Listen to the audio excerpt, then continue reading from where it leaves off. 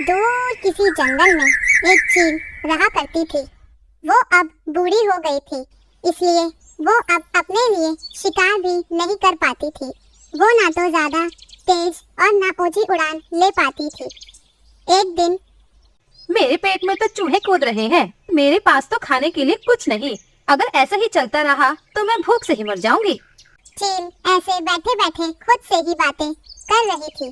तभी उसके दिमाग में एक आइडिया आता है और वो बोलती है, आइडिया? मैं इस जंगल को छोड़कर दूसरे जंगल में चली जाती हूँ, क्योंकि इस जंगल के सभी पक्षी तो मेरे बारे में सब जानते हैं। दूसरे जंगल में जाके मैं पक्षियों को बल से नहीं, बुद्धि से अपना शिकार बनाऊंगी। फिर चील उड़ती उड़ती उस जंगल से बहुत दूर और ऐसा जंगल ढूंढती है जहाँ और कोई चील ना हो। वो तालाब वाले जंगल में पहुँच जाती है। उसे वहाँ बहुत सारे पक्षी इकट्ठे बातें करते हुए दिखते हैं। वो चील वही पास में एक पेड़ पर छिपकर उन पर नजर रखती है। फिर कुछ दिन बाद टीटू तोता अपने लिए भोजन ढूंढने जाता है। चील भी उसका छिपकर पीछा कर रही होती है। उड़ते उड़ते टीटू जंगल से बाहर निकल जाता है। टीटू को एक पेड़ पर अमरूद मिल जाता है। वो उस पेड़ पर बैठकर अमरूद खाने लगता है। चील भी मौके का फायदा उठाती है और उसके पास जाती है। टीटू तो चील को देखकर डर जाता है और वहाँ से भागने ही वाला होता है कि तभी चील बोलती है, रुको रुको, डरो नहीं, मैं तुम्हें कुछ नहीं करूँगी। मैं तो वेजिटेरियन हूँ। मैं तो बस फल और दाने ही खाती हूँ। वो मैं अपने लिए भोजन की तलाश कर रही थी। मुझे भोजन तो नहीं मिला, पर एक मासूम सा कबूतर का बच्चा मिला, जो कि पहाड़ों वाली गुफा में एक पत्थर के नीचे फंसा हुआ था। मैं करना तो चाहती थी उसकी मदद, पर मैंने सोचा इतना छोटा सा तो बच्चा है, कहीं ये मुझे देखकर मर ही ना जाए। अच्छा, फिर चील और टीटू तोता दोनों पहाड़ों वाली गुफा पे चले जाते हैं। पर टीटू को तो वहाँ कोई दिखाई नहीं देता। वो चील से बोलता है, यहाँ तो कोई भी नहीं है। चील दीदी, आपने तो बोला था यहाँ कबूतर का बच्चा फंसा हुआ है। मैंने तुमसे झूठ बोला था। यहाँ कोई बच्चा नहीं है। चीटिंग, चीटिंग, तुमने मेरे साथ चीटिंग किया है। फिर चील तोते को खा जाती है। इस तरह चील जंगल के और भी पक्षियों को अपना शिकार बनाती है। फिर एक शाम जब सारे पक्षी इकट्ठे होते हैं, दोस्तों, ये हमारे जंगल में क्या हो रहा है? जंगल के पक्षी कहाँ गायब हो रहे हैं? हाँ मीना बहन, पता नहीं ये क्या हो रहा है। मैंने भी टीटू को बहुत दिनों से नहीं देखा। पता नहीं वो कहाँ चला गया बिना कुछ बताए।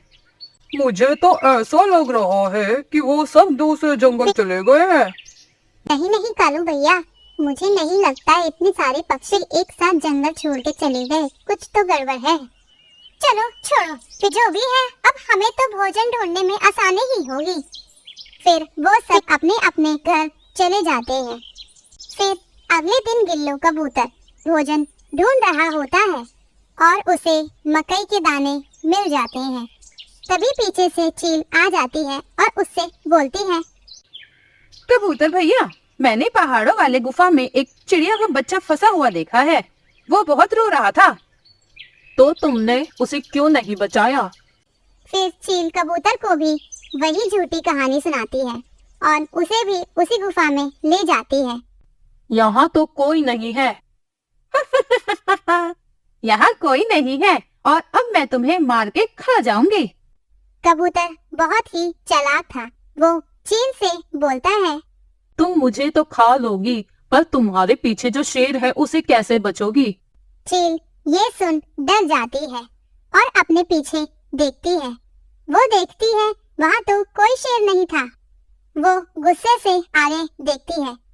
अरे, ये कबूतर कहाँ गया? उसे अब कबूतर कहाँ दिखने वाला था।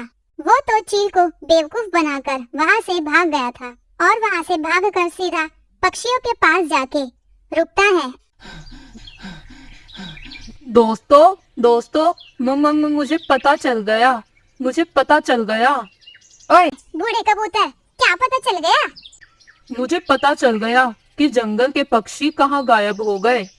बताओ, जल्दी बताओ गिल्लू भैया, मुझे भी जानना है। हम उन्हें फिर से अपने जंगल में आएंगे। अब तो हम उन्हें अपने जंगल कभी नहीं ला सकते, क्योंकि उन्हें तो उस जालिम चील ने मारकर खा लिया। क्या? ये क्या कह रहे हो आप? कबूतर उन्हें अपने साथ जो कुछ भी हुआ बताता है। सब ये सुन हैरान हो जाते हैं। मेरे पास एक तरकीब है। फिर क्या तरकीब है आपके पास? मीना, तुम ही ये काम कर सकती हो। कैसे? कल तुम पहाड़ों की तरफ जाना, वो चील तुम्हें अकेले देख जरूर तुम्हारे पास आएगी अपना शिकार बनाने, और तुम्हें अपने साथ गुफा में लेकर चली जाएगी। और हम पीछे से गुफा को बड़ी सी चट्टान से बंद कर देंगे। और मैंने उस गुफा में एक छोटा सा छेद देखा है, जिसमें से सिर्फ तुम ही निकल सकती हो। और तुम्हारे निकलने के बाद हम उस छेद को बंद कर देंगे। अगर तुम्हारी ये तरकीब काम नहीं करी तो? नहीं चंदा, ऐसा नहीं होगा।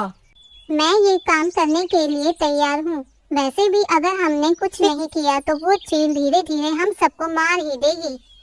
फिर अगले दिन चील चिड़िया को भी उसी तरह गुफा में ले जाती है और हंसने लगती है। पीछे से पक्षी उस गुफा का मुंह एक बड़े पत्थर से बंद कर देते हैं और चिड़िया चील को बोलती है, ये क्या, ये गुफा के आगे पत्थर किसने लगा दिया है?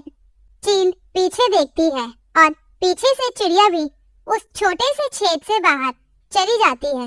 और फिर सब पक्षी उस चील को बंद कर देते हैं। चील भी कुछ देर भूख के कारण मर जाती है। पसंद आई होगी।